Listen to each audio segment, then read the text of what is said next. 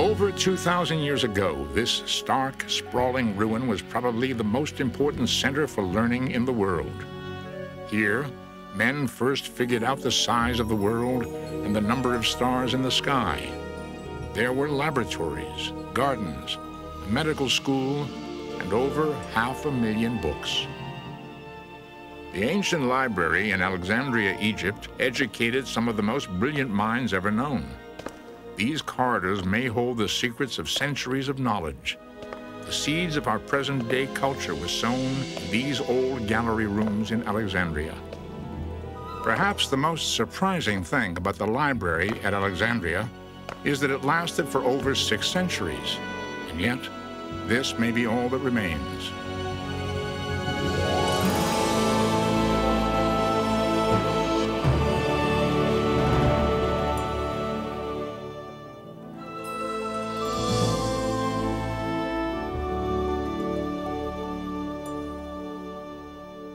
The founding of the library in Alexandria has been called the beginning of modern history.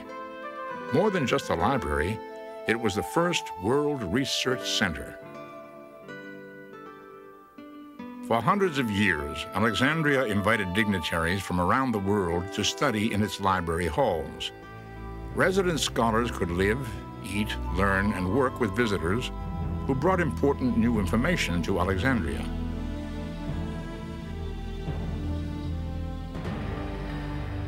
Apparently, all that is left of the legendary library is this modern excavation called the Serapeum, a secondary structure built when the original library began to overflow with books and people.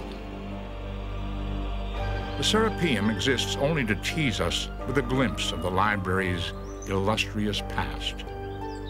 The amazing thing about the library at Alexandria is that it was the most important place of learning in the ancient world. And we don't know where it was or where it is now.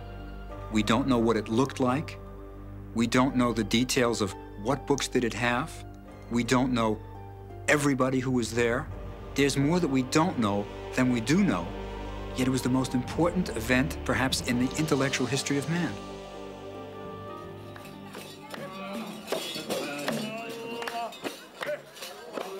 Over 3 million people live in present-day Alexandria, mostly followers of the Islamic faith.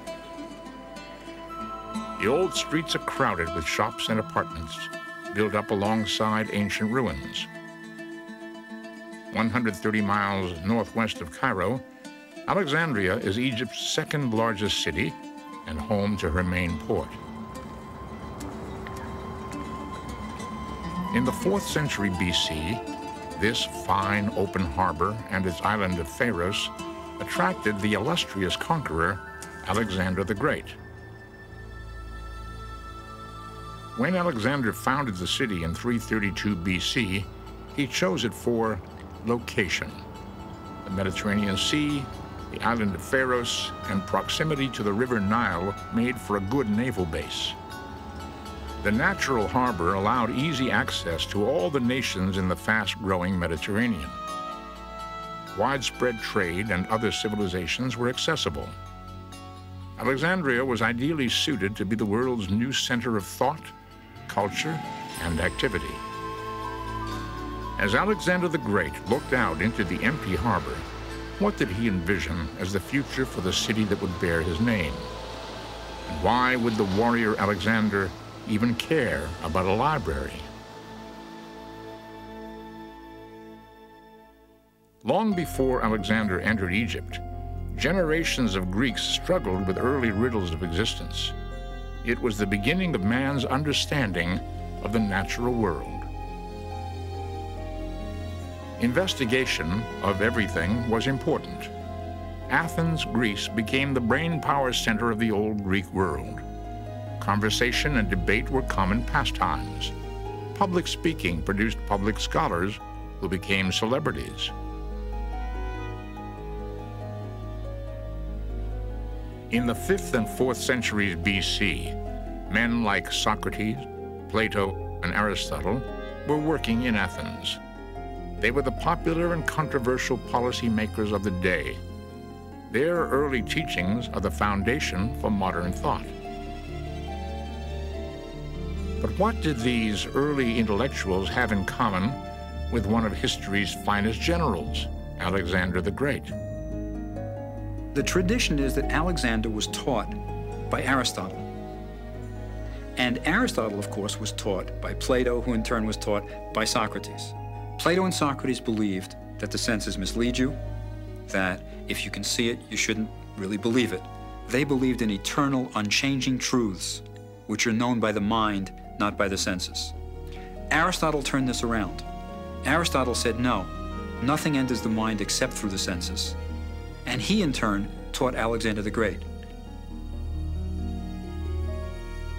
Alexander was born to the ruler of Macedon, the most rapidly expanding state in the Greek world.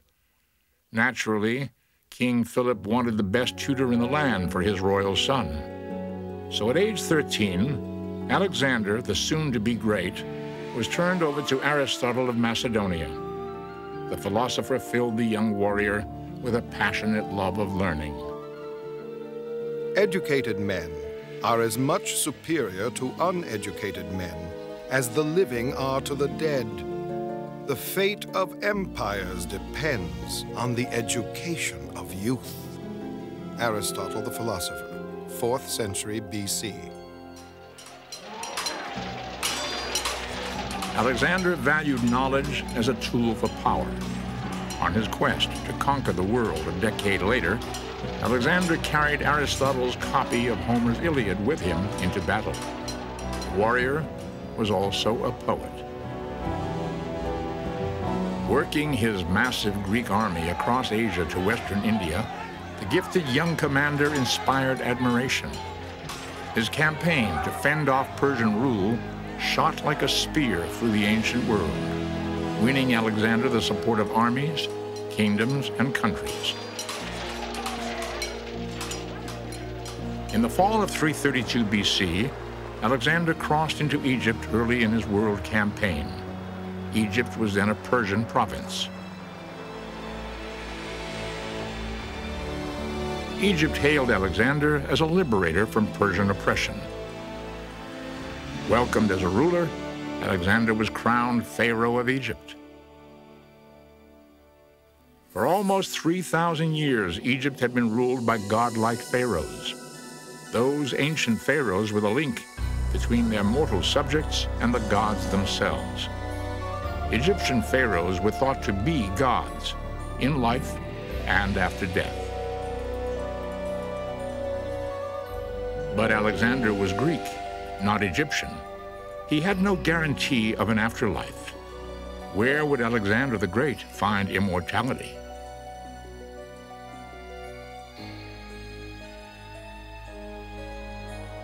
Deep into the desert at Siwa, Alexander sought the oracle of the Hidden One, the great Egyptian god Amun.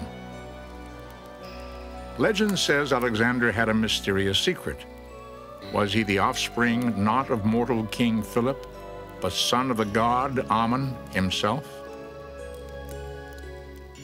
He went to Siwa and asked the oracle of god Amun if this was true. And in a dream, he saw that the god Amun embraced his mother. So this was an assurance, a confirmation of the claim. And then he asked his father, god Amun, if he would require him to do anything. And the answer came also in a dream. King, I am god Amun speaking to you. Go and found an illustrious city at the site of the island Pharos. He immediately carried this out. In the dream, the god Amun embraced Alexander's mother, while in reality Alexander embraced Egypt and founded Alexandria. In 332 BC, he decreed his city would be the source of learning in the known world, a cultural magnet drawing on talent from afar. At the heart of the city would be a teaching institute on which other empires could be built, a warehouse of science and literature. The library would be a self-contained universe of mental stimulation, Architects laid out the plans for the new city, while after only 6 months in Egypt, Alexander continued his aggressive adventures elsewhere. It seemed as though he would conquer the world, but in 323 BC, weakened by wounds and fever, possibly poisoned, Alexander the Great suddenly died.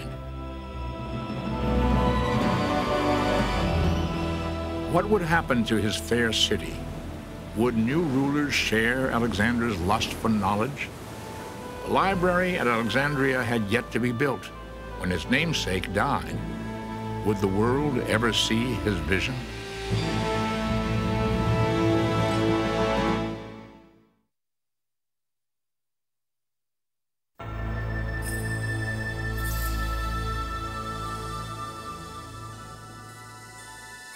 With the founding of Alexandria, a bright new period of Greek history began. It was the dawn of new leadership and a new way of thinking.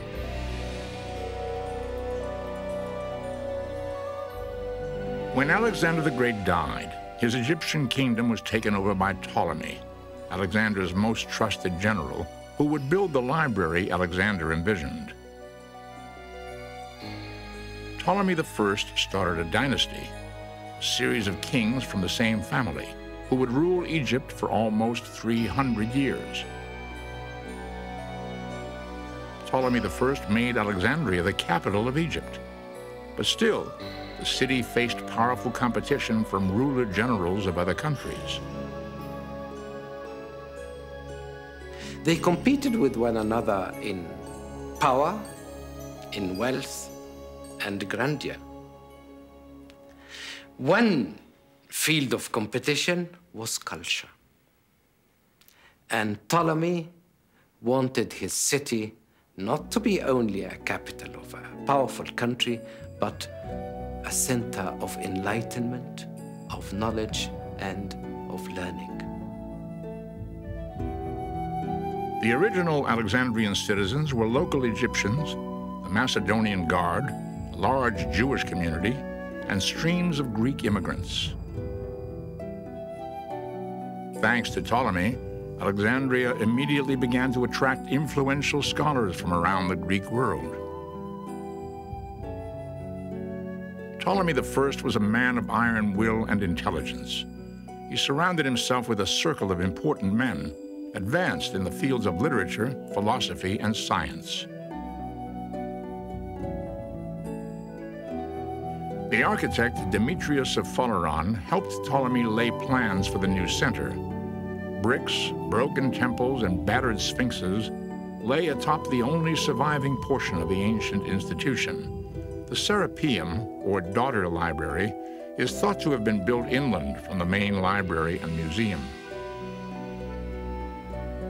But where was the main part of the structure located? The Library of Alexandria now offers more questions than it does answers. One of the great mysteries of the Library of Alexandria is where was it? Nobody's sure where it was. We think it was by the water, and that's a good bet for where it is now, under the water. We also don't know what it looked like. There are no contemporary accounts that really give a description of what the library was like. So we really wonder, what did the thing look like? Did it have 2 stories? Did it have 3 stories? Was it dark? Was it well lit? There are a lot of things we don't know about the library. The main library was probably built close to the harbor, in the royal Greek section of Alexandria. It was thought to be in or near the palace called the Bruteion, or museum. Its research was royally funded. Many local scholars were on the king's payroll.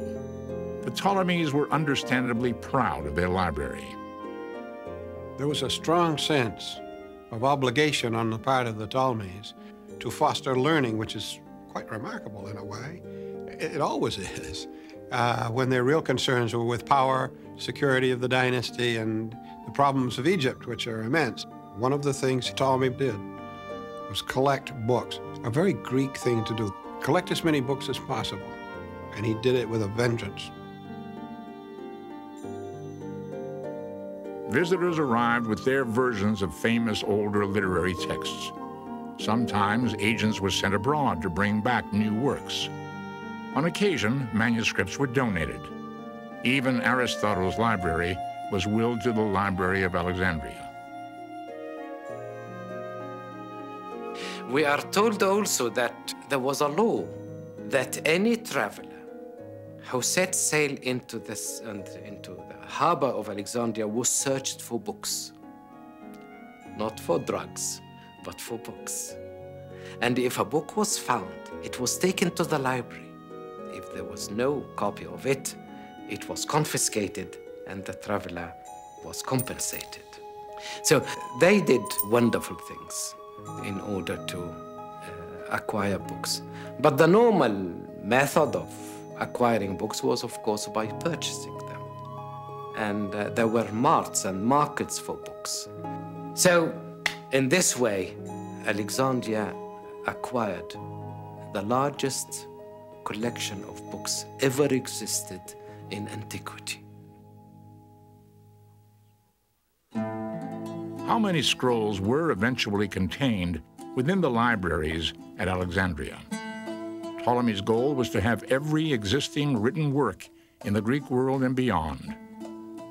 The secondary collection, located in the Serapeum alone, was said to hold 300,000 books. But over the course of history, the collection grew even larger. We don't know how many books there were. The best authority I know of says about 400, 500,000, which is an awfully big library by anybody's standards. But counting books is a very inexact science. Countless ancient manuscripts were not just stored away at the Alexandria Library. They were used as research and reference for other newer scholars. And priceless books were copied by local scribes and traded for books from other parts of the ancient world. Some of the most significant work in history could have been lost forever were it not for scrolls copied in Alexandria. The main significance of the library and the museum at Alexandria is that it did what a great library does. It disseminates knowledge. When you go in and take a book out of the library, you're performing one of the great basic cultural functions, and the library is doing its job. Each piece had to be cataloged, perhaps cross-referenced, and put away. Librarians had to be able to retrieve the works easily, and scores of new works were coming in all the time. Along with more material for the library came more visitors. Scholars were drawn to Alexandria, which in turn enhanced its reputation as a cutting-edge center for learning and knowledge. Herophilus, the anatomist, established an in-house medical school at the Bruchion. Before Alexandria, doctors used animals to research human anatomy. Long before anesthetized operations were performed, it was rumored that scientists in Alexandria operated directly on living men. No evidence for this charge exists, but Herophilus was among the first to perform medical examinations on humans after their death. The Greeks were prohibited from doing dissection by tradition. It was prohibited to cut the human body. It was almost a sacrilege for the Greeks. But on Egyptian soil, you had the tradition of the Egyptian embalmers, who for 3,000 years had been dissecting bodies. So at the medical school in Alexandria, for the first time, physicians could practice on human cadavers. And in Greece, in Athens, for example, there were physicians who often said, I wish I had studied at Alexandria because they could do human dissection. So the library at Alexandria was, in a sense, more free than any other place, especially the medical school, and this was an important feature of it. Besides literature and medicine, the Alexandrian research under the Ptolemies favored mathematics. The founder of geometry lived in Alexandria. Euclid published a textbook that replaced all previous efforts, and he also opened a school. The geometry you studied in grade school is, of course, from the Alexandria Library. Euclid, who codified the results of the basic theorems that others had made. And you will still see in an ordinary, everyday paperback Introduction to Geometry, the name of one of the men who worked and studied at the library. Little is known personally about Euclid, but one legend remains. When Euclid showed his new work to King Ptolemy, the king asked if there was an easier way to do geometry. Euclid was said to reply, "There is no royal road."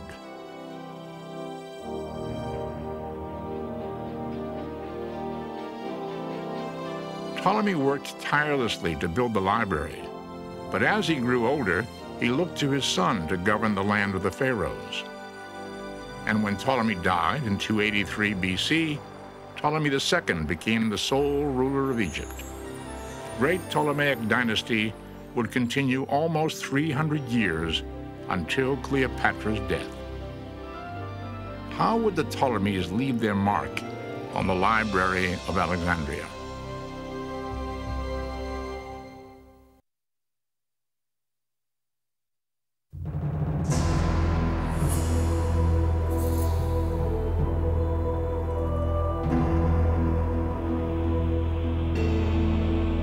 The second Ptolemy fulfilled the wishes of his father and Alexander the Great, and the Library of Alexandria flourished in the 3rd century BC.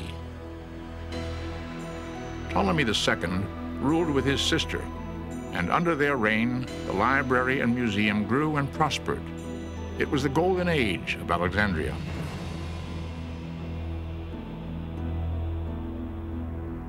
Besides expanding the library and museum, Ptolemy II built the last of the 7 wonders of the ancient world, a mammoth lighthouse on the island of Pharos. Today, the foundation of the ancient lighthouse is buried beneath this comparatively modern Islamic structure, the military fort Qayed Bey.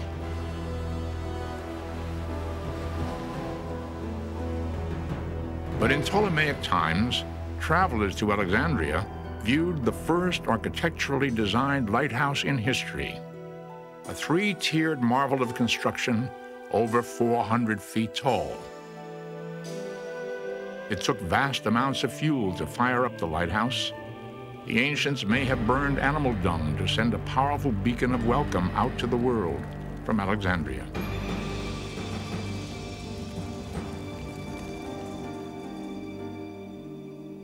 Sailors guided by the lighthouse were drawn into the library. What treasures would they find in its bounty of scrolls? The history of Egypt would be typical of the kind of thing that would be in the library. Histories and records and literature would be an example of the kind of records necessary for a scholar to do research with. The difficulty was, of course, that there were 2 languages involved, Egyptian and Greek, but the basic language of the libraries was almost completely Greek, for this was a Greek ruler, a Greek court, a Greek culture imposed on the incredibly old civilization of Egypt. The library was a storehouse for all types of literature. All the great Greek philosophers must have been represented, including the writings of Diogenes. Diogenes had been inspired by a young peasant to live in simplicity. Like the young man, Diogenes even discarded his drinking cup in favor of using just his hands. Diogenes then stripped himself of all worldly goods. He gathered a group of like-minded thinkers known as the Cynics, and documented their critical views of ancient Greek society. Diogenes believed that no man could be trusted. Legend tells us of his lifelong, unsuccessful search for an honest man. Diogenes looked all over town in broad daylight with a lantern to prove his cynical point.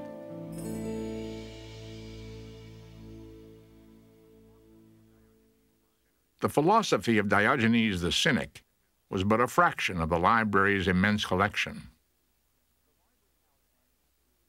The library in Alexandria was really unique in an important way. It was eclectic. They wanted everything. It wasn't just Greek culture that they were collecting. They wanted Babylonian texts, they wanted Turkish texts, they wanted everything they could get. They wanted the Hebrew Bible. Were parts of the Bible written at Alexandria? According to legend, the earliest Greek translation of the Old Testament was written in Alexandria under the guidance of Ptolemy II. He is said to have requested 70 Jewish scholars to simultaneously translate and copy the Hebrew books of law. The text was in Hebrew, but in Alexandria there was a great and very large Jewish community. It seemed that that community was very quickly Hellenized, and that Hebrew was no longer comprehensible to them. So a Greek version was required, and it was made in Alexandria. Named for the number of scholars who copied it, the Septuagint made the Old Testament text accessible to a wide range of people and formed the basis for countless other translations of the Bible. The Bible and all of the books in those ancient times were written on papyrus scrolls. The word paper comes from the Egyptian papyrus, the plant from which scrolls were made. Papyrus grew along the banks of the Nile. The ancients pressed wet strips of reeds side by side. They were pounded flat, and when dry, could be written on with early pen and ink.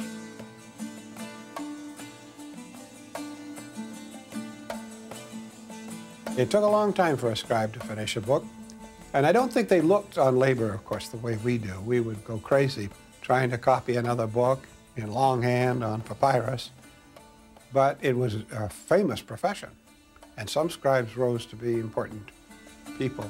Of course, in those days, to be able to read and write was almost magical.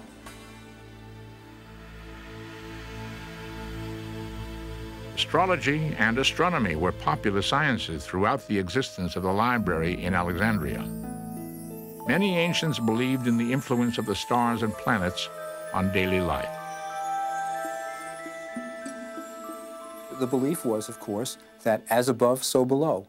What happened in the heavens influenced what was on Earth. So astrology was part of astronomy, and astronomers were astrologers, and astrologers were astronomers.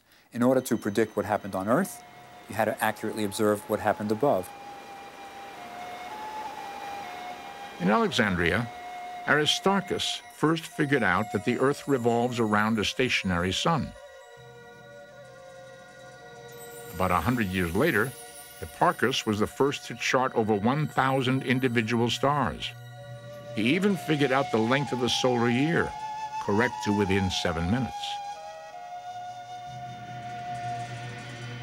The library must have been an exciting place to be at. I mean, this was the closest you had to a government grant, where you could just do what you wanted to do and be supported. In the air was the sense that study everything for its own sake and just try to put everything together for figuring out the mysteries of the universe.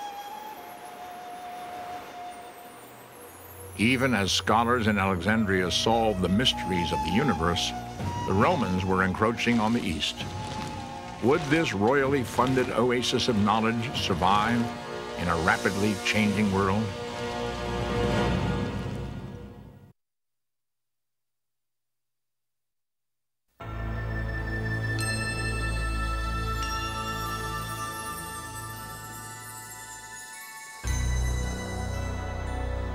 In Alexandria, another Ptolemy was crowned king of Egypt in 246 BC.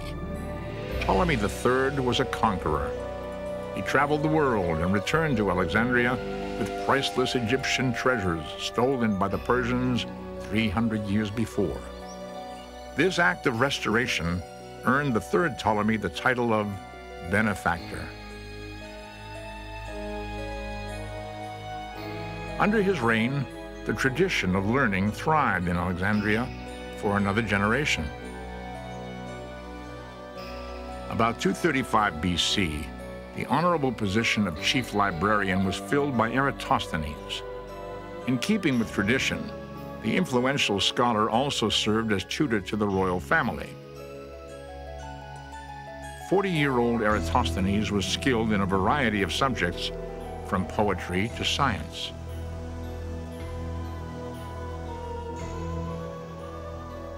Eratosthenes is the first one to figure out the circumference of the Earth. Now, it's important to note, we were all taught in school that Columbus is the one who showed that the Earth was round. Educated Greeks knew that the Earth was round well before Columbus. Even in one of Socrates' dialogues, he says, when we describe the Earth, we know that it's a sphere suspended in the heavens. So it was known that the Earth was round. The question is, how big was it?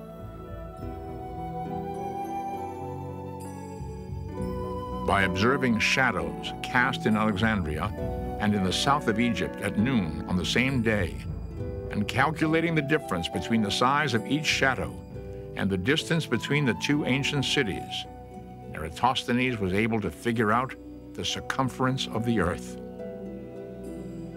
He said the Earth was 24,650 miles around. Amazingly, he was accurate to within roughly 200 miles.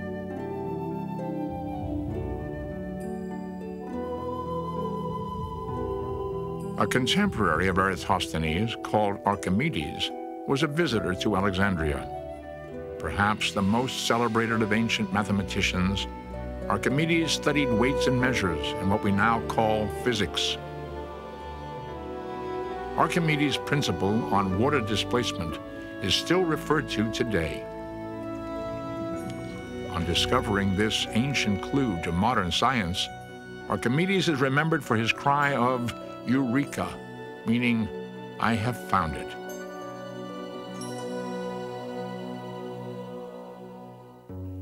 On leaving Alexandria, Archimedes returned to his homeland in Syracuse, Sicily, to continue his studies and inventions. When Syracuse was conquered in 212 BC, Archimedes was killed by Roman soldiers. He was said to be in the midst of a math problem when he was taken away to die.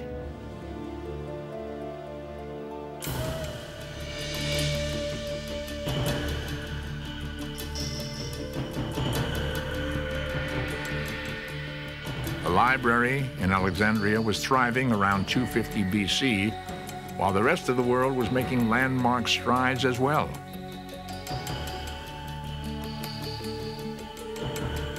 In the mid-3rd century BC, the Mayan calendar was perfected in the Mexican region of Yucatan.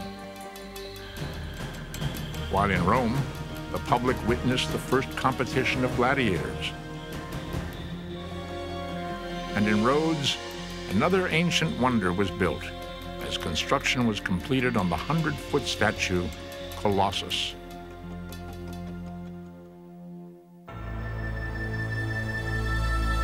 At the height of its popularity, scores and scores of high-level minds came through Alexandria.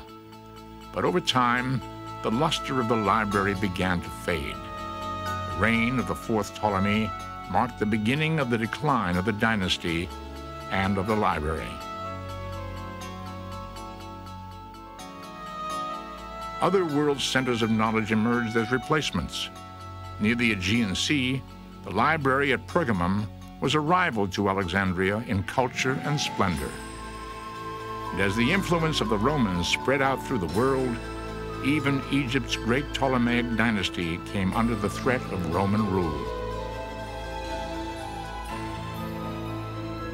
In 48 BC, when the Roman general Julius Caesar came to Egypt, the ruler of the land was 19-year-old Queen Cleopatra. Cleopatra is perhaps the most famous and fabled of all the Ptolemies. The mythology surrounding Cleopatra begins with her very heritage. We often think of her as an Egyptian. No, she was a pure-blooded Greek. She was the direct descendant of that Ptolemy who was one of Alexander's field commanders. She was the undoubted pharaoh, the god queen of Egypt. She had high intellect and was quite an extraordinary person by any standards. Cleopatra faced Julius Caesar without fear. Although Caesar came to conquer Egypt, Queen Cleopatra instead claimed Caesar's heart. On their first meeting, she was said to have emerged naked before him and disarmed the brilliant Roman with her charming manner and political savvy. For beyond her seductive nature, Cleopatra possessed admirable military skills and a keen intelligence. The important thing is that Cleopatra was really an intellectual. Of all the Ptolemies, Cleopatra was the only one who could speak Egyptian. It was known that she could greet the people who came to her court in their own languages, and probably when Caesar came and when Antony came, she could talk to them in Latin. So Cleopatra would have had an active interest in the library, almost certainly, as an intellectual. There are even traditions that Cleopatra wrote works which might have been in the library. It was during the reign of Cleopatra that we may discover the first clues to the beginning of the destruction of the Great Library at Alexandria. When Cleopatra struggled for rulership of Egypt against her co-ruler and brother, Caesar sided with Cleopatra and found himself embroiled in an Alexandrian civil war. But Caesar's navy was no match for the fine Alexandrian vessels, and soon he was surrounded in the harbor. Caesar found himself encircled, resorted to the use of fire, and he set fire in the enemy's ships. The fire destroyed ships at sea and in the docks. And here, the account of Caesar himself stops. A century later, we have more details that the fire was not limited to the ships, but extended to the closer parts of the city, near to the harbor. And Plutarch, who knew Alexandria very well and who visited Alexandria, says that the fire extended from the docks to the Great Library of Alexandria. According to the ancient historian Plutarch, the library was accidentally destroyed by a fire which spread from the harbor. But some modern historians believe the fire destroyed warehouses containing only a portion of the Alexandrian scroll collection. Did the Library of Alexandria rise from the ashes to continue its tradition of teaching? After Caesar's death in 44 BC, his successor, Mark Antony, offered Queen Cleopatra thousands of books purchased from the rival library at Pergamum.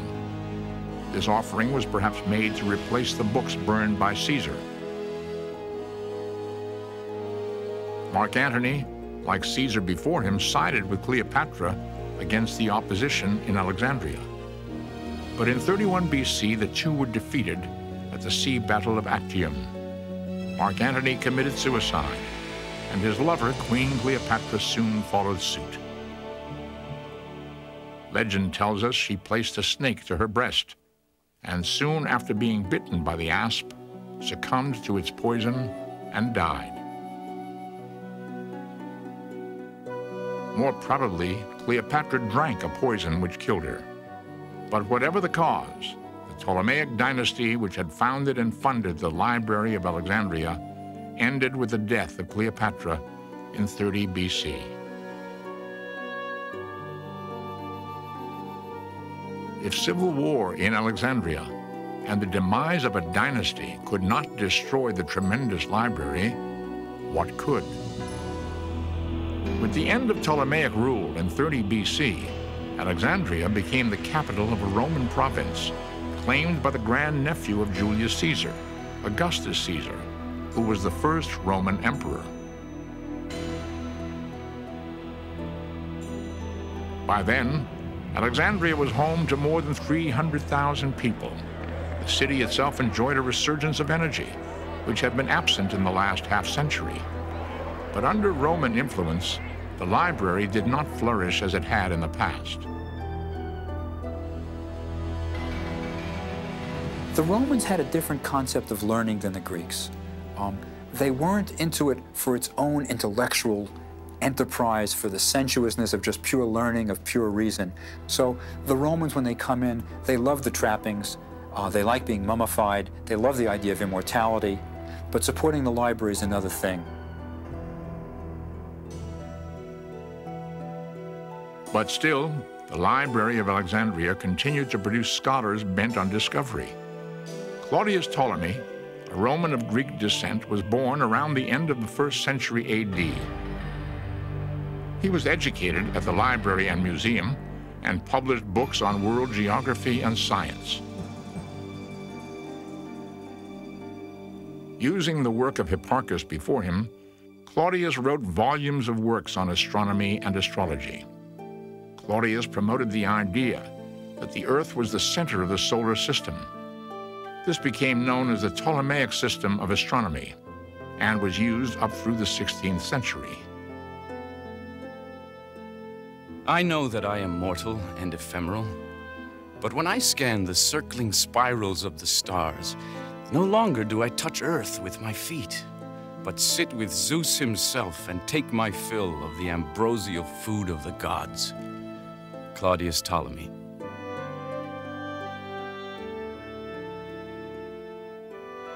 Claudius Ptolemy lived during a relatively peaceful time in Roman history. But by 200 AD, Alexandria faced invasion and plunder from abroad. The most important days of learning and knowledge had passed from the great city forever. The story of what precisely caused the overall destruction of the library may be lost to time. Accounts from various sources conflict with one another and with modern historians. The subject remains controversial.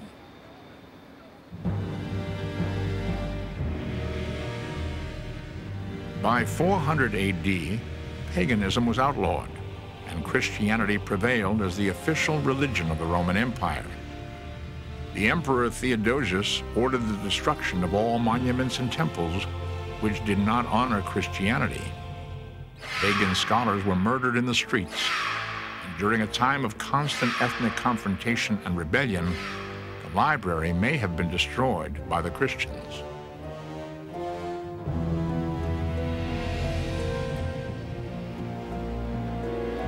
In 616, Alexandria was overtaken when the Persians conquered Egypt. That same century then brought Arab conquest of the land of the pharaohs, and with it, the Islamic religion of Muhammad. Was this the point in history the library was finally destroyed?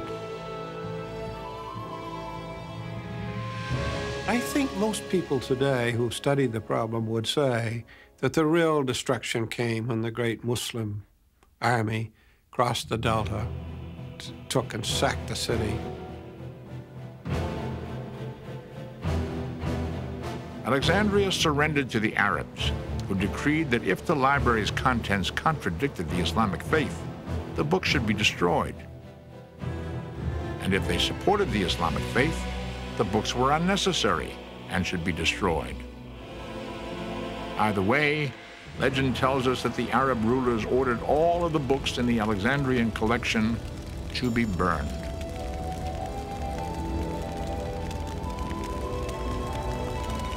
All of the stories surrounding the decline and destruction of the Alexandrian library may combine to provide the truth. Perhaps the great institution died by degrees. Caesar's fire here, the lack of funding there, the Christian Revolution, Muslim invasion, and finally, the coastal climate of the fine port city may have contributed to the loss of the largest collection of scrolls in antiquity. Whatever may have remained could have just disintegrated. Perhaps what is important is not how the library disappeared, but that it ever existed. I think the wonderful thing about the Library of Alexandria is that they did it, that the Ptolemies were willing to support this group of scholars that didn't do anything for the Greek economy. They didn't bring in money. They didn't make any contribution to the Ptolemies' lifestyle, but they still supported it. It was a sense of learning for its own sake, and that's wonderful. The legacy of the library in Alexandria is our modern-day World Research Center. There, 2,000 years ago, scholarship was a shared endeavor in which great minds from all over could work together to solve the mysteries of the age. The legacy of Alexandria is tied into the very origin of modern thought.